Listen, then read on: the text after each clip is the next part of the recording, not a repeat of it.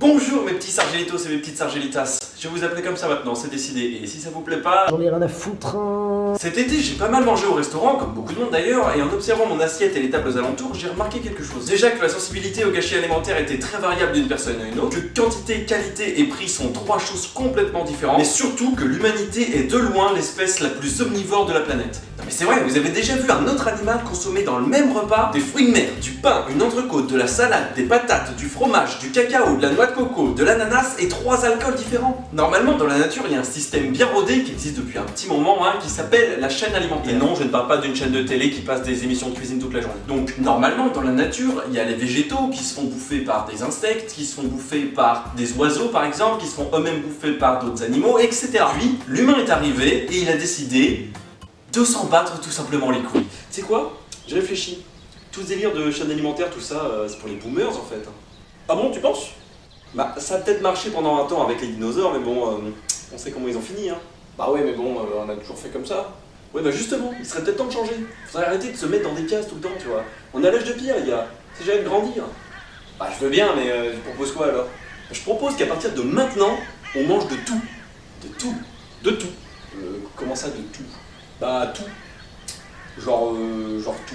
De la salade jusqu'au lion, en passant par les insectes, le poulet, les vaches, les fruits, les légumes, les féculents, le poisson. Et on peut même se servir des ressources des animaux et des végétaux pour faire autre chose, genre du pain ou du fromage. Et on peut même mixer les deux. Oh putain, je tiens un truc là. Oh, je tiens un truc. Oh, l'idée du millénaire. Oh, je vais me faire des couilles en silex avec ça, moi. En parlant d'origine, il y a vraiment un truc qui me fascine. Aujourd'hui, si un plat est bien cuisiné et de pas trop mauvaise qualité, il y a de fortes chances pour qu'on l'engloutisse sans trop se poser de questions. Mais la première fois que quelqu'un a goûté un truc, il s'est passé quoi dans sa tête? Comment un jour, un mec a pu se dire joli ce bœuf. Il le rumine bien. C'est probablement grâce à sa puissante langue. J'aimerais beaucoup sentir cette langue sur ma langue.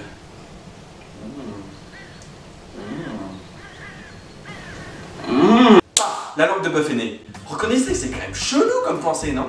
Bon, à la limite, pour le bœuf, je peux comprendre, Le gars s'est dit qu'un steak grillé sur barbecue, c'était plutôt sympa, alors pourquoi ne pas essayer toutes les parties du corps de l'animal? Admettons. Pareil pour la cervelle de mouton et tous ces délires de médecins légistes. Mais alors qu'on m'explique la première personne qui a goûté une huître. Le mec marchait tranquillement sur la plage, il est tombé sur un caillou chelou. Il l'a ramassé, il l'a ouvert, il a vu qu'il contenait une substance visqueuse semblable à de la mort. Et sa réaction, ça a été... Pourquoi? Pourquoi a-t-il fait ça? Ça vaut aussi bien pour les moules. D'ailleurs, petite parenthèse, on mangeait quoi avec les moules avant que les frites existent? On mangeait quoi avec n'importe quoi avant que les frites existent en fait? Voilà, je vous laisse sur cette petite réflexion, fin de la parenthèse. Mais surtout, le plus impressionnant pour moi, c'est pas que quelqu'un ait goûté une huître. Il y a des tarés et des gens qui meurent de faim partout. Ok. Ce qui m'impressionne vraiment, c'est que cette personne ait réussi à en convaincre d'autres pour répandre cette pratique partout. À tel point qu'aujourd'hui, c'est devenu un truc normal. Genre, à quel stade de l'évolution humaine, quand quelqu'un t'apportait un caillou coupé en deux avec un molar dedans et te disait goûte, tu répondais vas-y, je suis chaud. Comment a-t-on pu survivre aussi longtemps?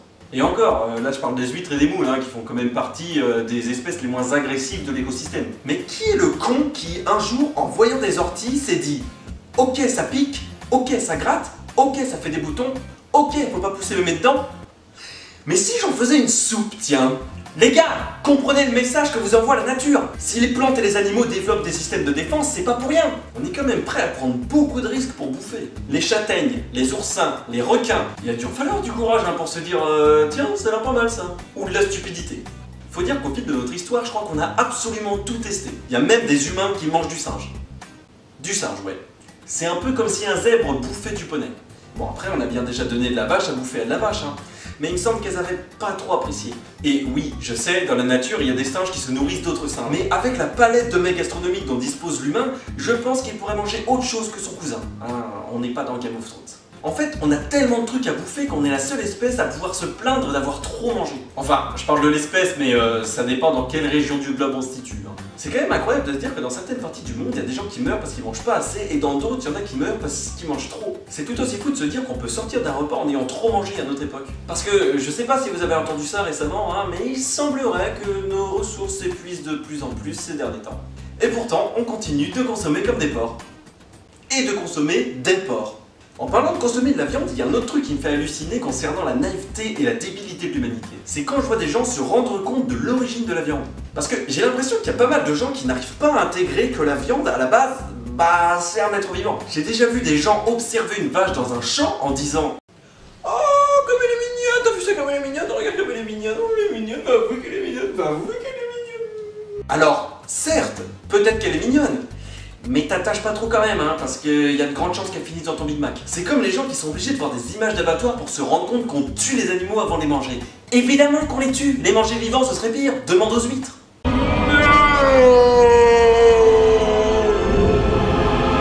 Bon, ce qui ressort de tout ça, c'est que l'être humain peut quasiment tout bouffer, mais à condition que ce soit bien cuisiné. Parce que oui, la gastronomie est très importante dans notre civilisation, surtout en France. Il y a qu'à jeter un œil dehors en plein été, hein, quand les rues sont prises d'assaut par des touristes affamés. Les gens bouffent H24.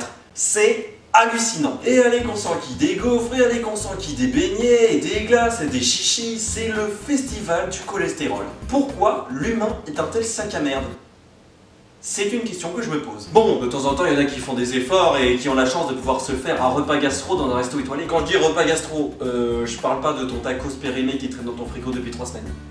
C'est pas la même gastro. Là, je veux parler des restaurants gastronomiques. Tu sais, ces endroits où ce que t'as dans l'assiette, c'est une œuvre d'art, mais qu'en sortant, t'es encore plus fin qu'en rentrant, alors que t'as claqué un SMIC à chaque bouchée. Ah bah, quand tu vas dans le genre de resto, vaut mieux pas se tromper, hein. Vaut mieux consulter les avis TripAdvisor avant de rentrer, hein. Parce que oui, aujourd'hui, tout le monde consulte les notes que les précédents clients ont attribuées à un restaurant avant d'y mettre les pieds. Tiens, bah, il a l'air pas mal ce resto. Ah non, non, on va pas dans ce resto-là, c'est de la vraie merde, hein. Ah ouais, vraiment? T'y es déjà allé? Ah non, pas du tout, j'y ai jamais foutu les pieds, hein, mais c'est Google qui le dit.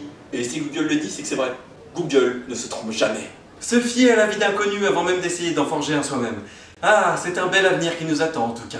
J'aimerais finir cette vidéo de manière assez premier degré en faisant une ode à la pasta. Fifi, macché, italiano. Ah non, c'est raciste ça. Comment faire une vidéo sur la bouffe sans parler des pâtes? Tu peux en manger quotidiennement sans faire 2 fois de suite le même repas. Il y en a une infinité, ça se mange en entrée, en plat, en dessert. Peut-être pas en dessert. Ça se mange en salade, en accompagnement, avec toutes les sauces que tu veux, tous les fromages que tu veux, avec du poisson, du veau, du poulet, du chien, du chat. Non, peut-être pas non plus. Ça peut être avec de la viande, des légumes, tout ce que tu veux. Et la seule chose dont tu as besoin pour les faire cuire, c'est de l'eau chaude. Hein, y a pas à dire, hein. En termes de nourriture, les pâtes, c'est une des meilleures inventions du monde. Comme la pizza.